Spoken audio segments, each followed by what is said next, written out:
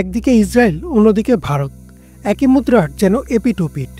মুসলিম নিধনে যেন কোমর বেঁধে নেমেছে দুই দেশ। শুধু তাই না, গাজায় মুসলিমদের হত্যার জন্য ইসরায়েলে অস্ত্রও পাঠিয়েছে ভারত।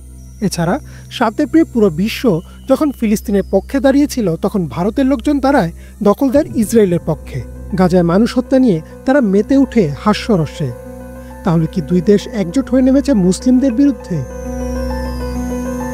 ২০২৪ সালের ২৬ জুন আল জাজিরায় প্রকাশিত একটি প্রতিবেদনে বলা হয়, গাজায় যুদ্ধের সময় ভারত ইসরায়েলকে রকেট ও বিস্ফোরক রপ্তানি করেছে। গত বছর মে মাসের ১৫ তারিখ বোরকুম নামের একটি কার্গো জাহাজ স্পেনের কার্টাজেনা বন্দরের কাছে পৌঁছায়। জাহাজটির নথিপত্র অনুযায়ী এটি ভারতের চেন্নাই থেকে রওনা হয়ে ইসরায়েলের আশদোদ বন্দরের দিকে যাচ্ছিল এবং এতে রকেট ইঞ্জিন, বিস্ফোরক পদার্থ ও কামানের প্রোপেল্যান্ট ছিল।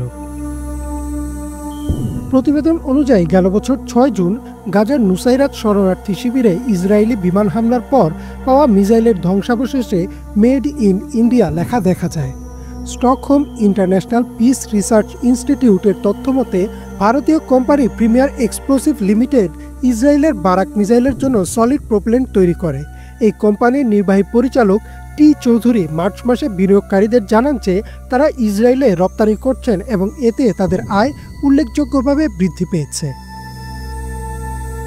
ভারতের প্রধানমন্ত্রী নরেন্দ্র মোদী বেশ কিছুদিন ধরে ইসরায়েল ও ফিলিস্তিনের মধ্যকার যুদ্ধবন্ধে মধ্যস্থতাকারী হিসেবে কাজ করার কথা বলছিলেন। এর মধ্যেই সম্প্রতি আবার আলোচনায় আসে ইসরায়েলকে অস্ত্র দেওয়ার বিষয়টি। প্রশ্ন উঠতে থাকে, ভারত কি আদৌ চাচ্ছে যুদ্ধ বন্ধ করতে? যদিও এই বিষয়ে ভারতের পররাষ্ট্র ও প্রতিরক্ষা মন্ত্রণালয় কোনো মন্তব্য করেনি। ভারত যে ইসরায়েলের পক্ষে অবস্থান নিয়েছে, এই বিষয়টি আরও পরিষ্কার হয় সাম্প্রতিক বেশ কিছু ঘটনায়। চলতি বছর ৭ এপ্রিল ফিলিস্তিনবাসী বিশ্বজুড়ে হরতালের ডাক দেন। সেই ডাকে সাড়া দিয়ে বাংলাদেশ, যুক্তরাষ্ট্র, জার্মানি, ফ্রান্স সহ বিশ্বের বহু দেশের জনগণ রাস্তায় নেমে আসেন এবং ফিলিস্তিনের চলতে থাকা ইসরায়েলের বর্বরতা বন্ধের দাবি জানান। অথচ উল্টো চিত্র দেখা যায় ভারতে। ভারতের জনগণ রাস্তায় নেমে আসে ইসরায়েলের পক্ষে। তারা স্লোগান দিতে থাকেন, ইসরায়েল সন্ত্রাসী দমন করছে। এতে মানবতা বিরোধী কিছুই নেই। শুধু তাই না, উত্তরপ্রদেশ পাওয়ার ডিপার্টমেন্টের এক কর্মীকে বরখাস্ত করা হয় ফিলিস্তিনের পতাকা ওড়ানোর কারণে। এছাড়া সামাজিক মাধ্যমে ভারতীয় কিছু পেজ থেকে গাজায় বোমার আঘাতে মানুষের উপরে উঠে যাওয়ার ভিডিও নিয়ে করা হয় নোংরা রসিকতা, বানানো হয় মিম। ভারতীয় এক সাংবাদিক অদিতি রয় ফেসবুকে গাজাবাসীর পক্ষ নিয়ে একটি পোস্ট শেয়ার করলে তার কমেন্ট বক্সেও বাজে মন্তব্য ও ট্রল করা হয়। ভারত যে শুধু ইসরায়েলকে গণহত্যার শক্তি ও সমর্থন দিয়ে যাচ্ছে তা না, তারা নিজেরাও মেতেছে মুসলিম নিধনে।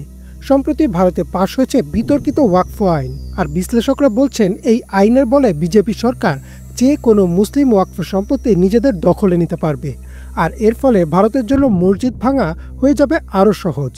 এর আগেও বাবরি মসজিদ, শাহী মসজিদ বা আখুঞ্জি মসজিদ ধ্বংস করেছে ভারত সরকার। শুধু তাই না, ঈদুল আজহায় গরু কোরবানি দেওয়ার অভিযোগে হত্যা করা হয়েছে মুসলিমদের। এছাড়াও কিছুদিন আগে হোলিতে রং দিতে নিষেধ করায় এক মুসলিম ব্যক্তিকে পিটিয়ে হত্যা করা হয়। অর্থাৎ দেখা যাচ্ছে ইসরায়েল ও ভারতের মানুষ, ভাষা ও সংস্কৃতি ভিন্ন হলেও মুসলিম নিধনের ব্যাপারে কাঁধে কাঁধ মিলিয়ে এগোচ্ছে এই দুই দেশ। এমন অবস্থায় প্রশ্ন উঠেছে, ইসরায়েল ও ভারত কি তবে একই এজেন্ডা বাস্তবায়নে নেমেছে? দুই দেশ কি তবে একই মুদ্রার এপিটোপিট? ইমরান মাহমুদ, বাংলাভিশন।